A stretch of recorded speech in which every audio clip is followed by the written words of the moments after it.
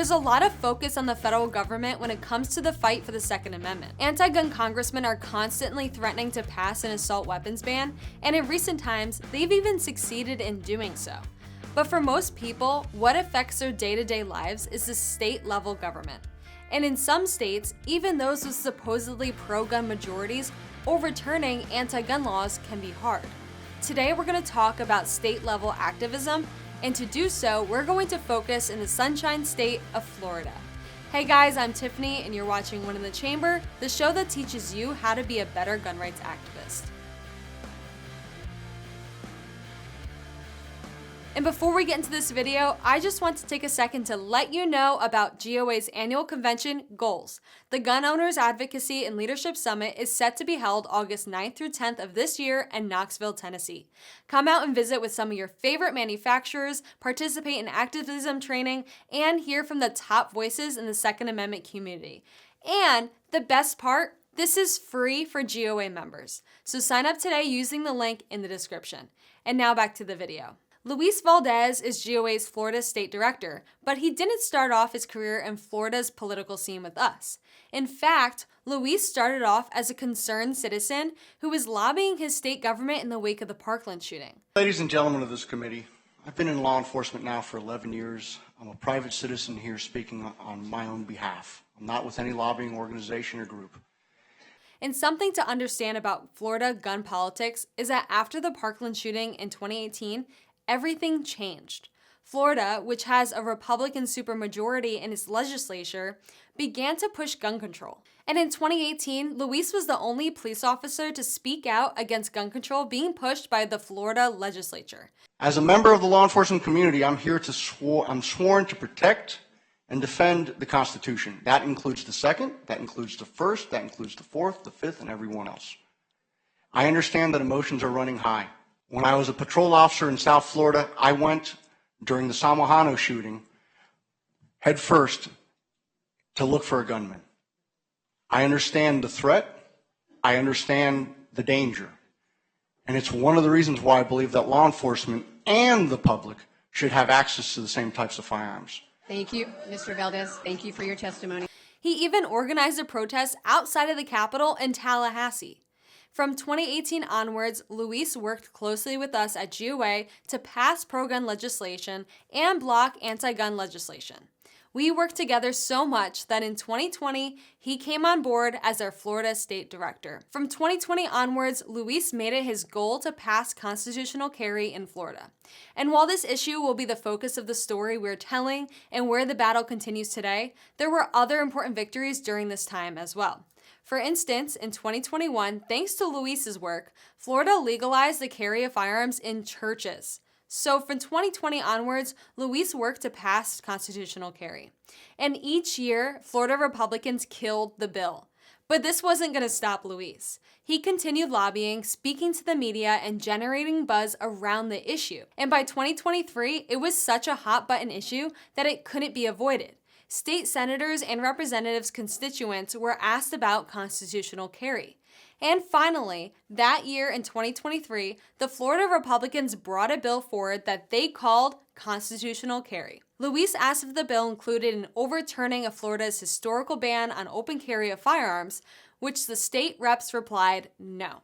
This was not true constitutional carry at all. In fact, Luis made this such a salient point that by the end of the 2023 session, lawmakers were forced to refer to the bill as permitless carry.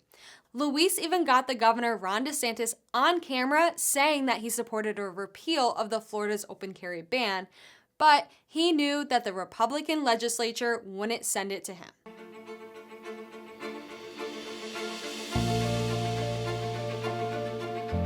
Hey, sir. How you doing? Quick question. What's that? Do you support open carry, or would you have it added to the core bills? Yeah, absolutely. I don't think they're going to do it, but I would absolutely. Awesome. Thank you. This fact of the Republican legislature being anti-gun is even known to Democrats in Florida. In a game of political chicken, Florida Democrats proposed an amendment to remove a gun-free zone from the state capitol, and Republicans killed the amendment. Thank you so much, Mr. Speaker. So members, if the majority party thinks that guns make us more safe, then we should strike this part of the bill, which essentially to this day prohibits any meeting of the legislature from having a gun in it. That is the amendment, Mr. Speaker. All right. All those members supporting the amendment, please say aye. Aye. All those opposed, say no. No. Members, by your vote, please show the amendment fails. And finally, at the end of the session in 2023, permitless carry became a law in Florida, but the fight for open carry continued. And the other portion as it relates to guns, those that are here as proponents of open carry, again, you got lied to. You got lied to. And so we should bifurcate the two. That probably won't go that way. But I want to tell you this is all I'm going to say. If you think that after this passes, that anyone will have any motivation or impetus or instinct to revisit this later on in the future, you're high.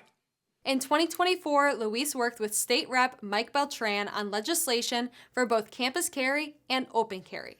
But when they brought the bills up with leadership, the response was, it's dead on arrival and we're not letting it come up for a vote.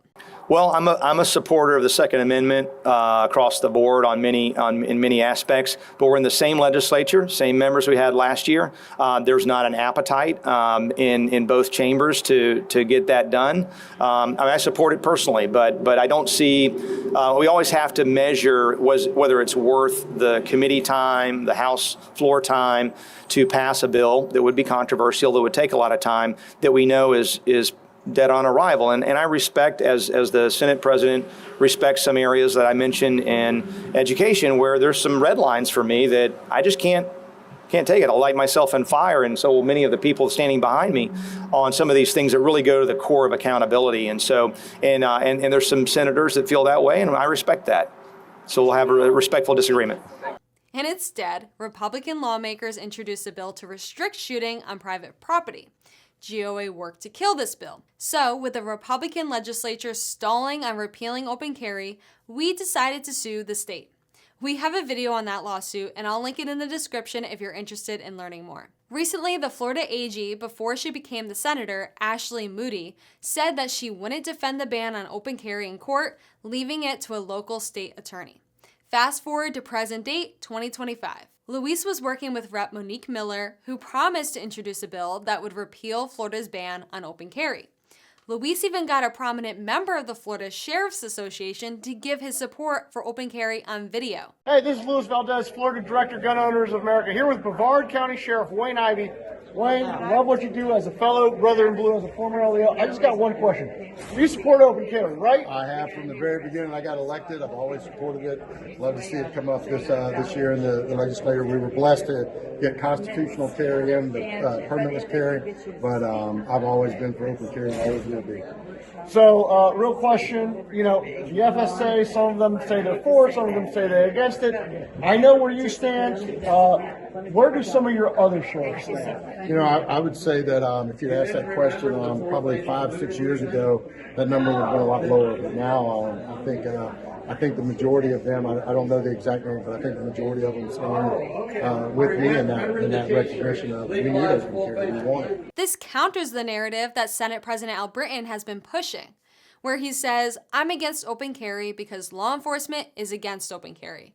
What about Second Amendment rights? Any interest in open carry legislation or campus carry legislation? So let me be clear about this. I've supported law enforcement my entire life. It's the way I was raised. And I've been super consistent as a legislator to support law enforcement in Florida. And I'd encourage you to check that record. And I stand with them today in opposition. They oppose it. I trust my law enforcement officials, and that's where I stand. Both the Senate President and House Speaker Daniel Perez have used their power to threaten lawmakers who want to advance pro-gun legislation like open carry. In fact, Rep. Miller backed out of introducing open carry partly because legislative leadership threatened her. She caved to leadership's threats. But the fight isn't over. Through Luis's actions in keeping gun rights a hot-button issue, the governor, the attorney general, and even the commissioner of agriculture all have publicly stated that they support open carry being legalized. even if the Republican legislative leadership is against it. That you would support open carry legislation. Is that something that you'd like to see the legislature push for? So I've been very clear, I support all of it. Now, if you look around the country, 25 states have concealed permitless carry, 37 states have unlicensed open carry. So the open carry is something that has been less of a big deal than the concealed carry.